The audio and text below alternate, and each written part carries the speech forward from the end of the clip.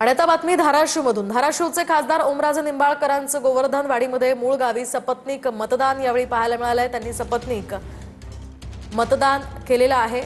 आपल्या मूळ गावी ओमराजे निंबाळकरांनी मतदान केलंय। तर तिकडे साताऱ्यामध्ये मंत्री शंभूराज देसाईंनी सुद्धा आपला मतदानाचा हक्क बजावलाय।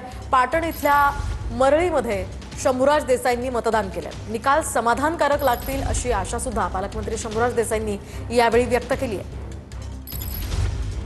मी माझ्या गावामध्ये आता मतदान केलेलं आहे। लोकांच्या मध्ये उत्साह आहे आणि शांततेत मतदान सुरू आहे। प्रशासकीय यंत्रणा सुद्धा सतर्क आहे। 261 पाटण विधानसभा मतदारसंघातल्या निवडणुकीमध्ये ही निवडणूक मी प्रचार यंत्रणेच्या वेळी सांगितलं तसं जनतेने हातामध्ये घेतलेली आहे। आता आज राजकीय भाष्य करता येणार नाही, परंतु निश्चितच अत्यंत समाधानकारक अशा पद्धतीचे निकाल लागतील।